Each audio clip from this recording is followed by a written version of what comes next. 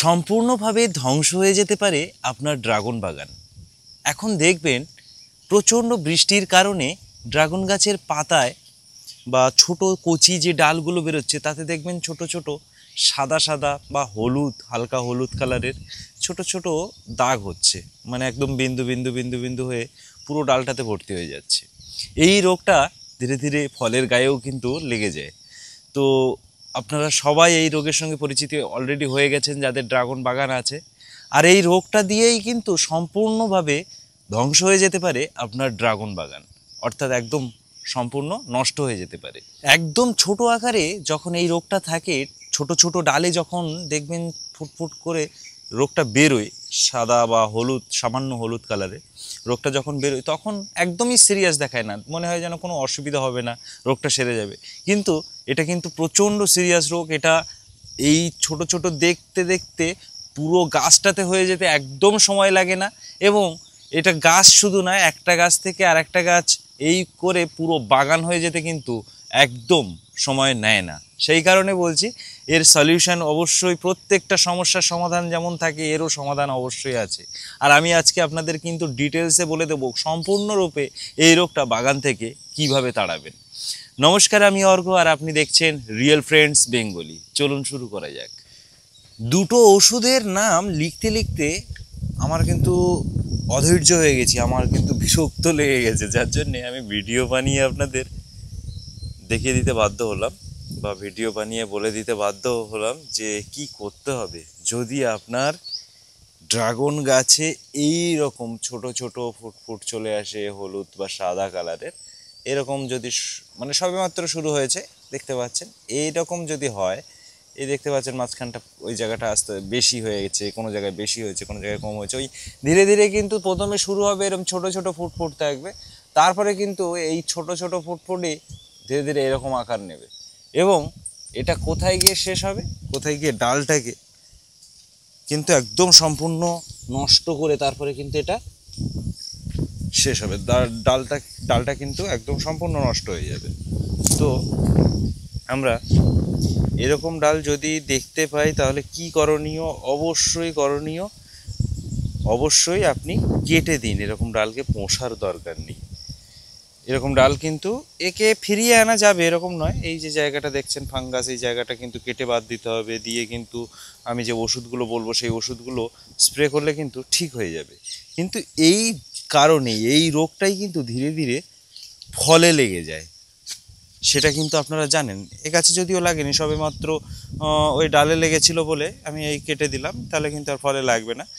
তো অবশ্যই ওষুধ কিন্তু অবশ্যই ইউজ করতে হবে। গাছে যদি দেখেন কোনো একটা ডালে যদি এরকম রোগ লাগে, তাহলে কিন্তু অবশ্যই সেই গাছের ফলেও কিন্তু লাগার সম্ভাবনা থাকবে।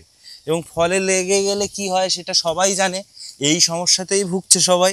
আমি এই কারণে এই গাছটাতে আনলাম, এই গাছটাতে আমি ফাঙ্গাস ডালগুলো কেটে দিয়েছি, কিন্তু এখানে আমি ফল একটা দুটো ফল রেখে দিয়েছি যেগুলোতে সবে দাগ হচ্ছিল, এই যে দেখতে পাচ্ছেন, এই যে নিচে দেখুন দাগ হচ্ছিল। তো এই যে ফল, এই দাগটাই কিন্তু হবে। এ দেখুন এই ডালে তবু এখনও ফাঙ্গাস আছে। তো আমি কিন্তু এইরকম ডাল দেখলে কেটে দিই, এবং ফলটা দেখলে ফলটাও কিন্তু আমি কেটে দিই। তো এরকম ফল ন্যাচারালি বিক্রি হয় না, এগুলো যদি বিক্রি হয় সেটাও যে দামটা দেবে সে দামটা আমাদের খরচায় পোষায় না। তো সেই কারণে আমরা কিন্তু এরকম ফল রাখি না, আমরা এরকম ফল কেটে দিই। তো অবশ্যই আপনাদেরও আমি বলবো যে এরকম ফল যদি আপনি দেখেন যে এরকম গায়ে দাগ হওয়া শুরু হয়ে গেছে, এরকম দাগ হচ্ছে, তাহলে সেই ফলটা কেটে দেওয়াই ভালো, কারণ ওটার দাম থাকবে না। তো অবশ্যই কেটে দিন, পরিষ্কার করুন। গাছে এই ফাঙ্গাস দেখা যাচ্ছে ফলে বা ডালে, এরকম যেন দেখতে না লাগে। সেই গাছের থেকে যত ডালে ফাঙ্গাস আছে বা যত ফলে ফাঙ্গাস আছে কেটে পরিষ্কার করে দিন, দিয়ে কি ওষুধ দেবেন সেটা এবার বলে দিচ্ছি। তো আমি আরও আর একটা ফলে, ওই সেম গাছে আরও আর একটা ফলে কিন্তু আমি নিয়ে চলে আসলাম, দেখতে পাচ্ছেন এই ফলে কিন্তু এই ফলটাতেও কিন্তু দাগ হয়েছে। তো এইটা কিন্তু পেকে গেলে একদম বিচ্ছিরি দেখতে একটা ফল হয়ে যাবে। তো অবশ্যই এরকম ফল কেটে দিই, আমি কেটে দিই, আমি সাজেস্ট করি যে কেটে দেওয়াই ভালো, গাছের জন্য ভালো। তো এইটা কেটে দেওয়ার পরে গাছ পরিষ্কার কোনো জায়গায় ফলে বা ডালে কোথাও যদি ফাঙ্গাস না দেখতে পান, তাহলে সেই সময় আপনি যে ওষুধগুলো ইউজ করবেন সেটা আমি বলে দিই। ওষুধ হলো ভ্যালিডামাইসিন, 3% এই কম্পোজিশনের ওষুধ আপনি ইউজ করবেন 2 থেকে 3 ml 1 লিটার জল। আর এর সঙ্গে কপার অক্সিক্লোরাইড যুক্ত ফাঙ্গিসাইড যেমন ব্লাইটক্স আপনি ইউজ করবেন 2 থেকে 3 গ্রাম। দুটো একসঙ্গে মিক্সড করে আপনি এটা স্প্রে করতে হবে সপ্তাহে অন্তত 2 বার।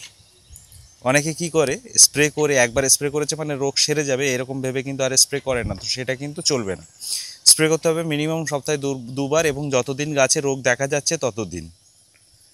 এবং অবশ্যই এই রোগ যদি লাগে তাহলে যতদিন দেখা যাচ্ছে ততদিন, মানে অন্তত আমি দেখেছি 3 থেকে 4 বার যদি স্প্রে করেন তারপরে কিন্তু গাছে আর রোগ থাকে না। তাহলে রোগ একদম নিরাময় করতে গেলে কিন্তু 3 থেকে 4 বার মিনিমাম স্প্রে করতে হবে, আরও বেশি করা লাগতে পারে। যদি দেখা যায় আপনার রোগ যেতে চাইছে না, তাহলে এই সলিউশন কিন্তু আরও বেশিবার স্প্রে করতে হবে, 4 থেকে 5 বার, 6 বার, 7বারও স্প্রে করতে হতে পারে।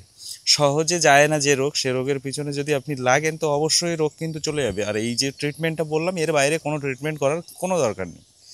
বর্ষাকাল, জল কন্টিনিউ পড়বে এবং জলের থেকেই কিন্তু এই রোগটা সৃষ্টি হয়। বেশি জলে গায়ে কিন্তু ধীরে ধীরে নরম থাকে, সেই অবস্থায় কিন্তু ফাঙ্গাসটা সহজে লাগে। তো সেই কারণে কিন্তু যে এই সময় আপনাকে ঘন ঘন স্প্রে করতে হবে, যে ডোজটা বললাম এরকম ডোজ কমপ্লিট করতে হবে, না হলে কিন্তু রোগটা যাবে না। একবার স্প্রে করলে কিন্তু হবে না।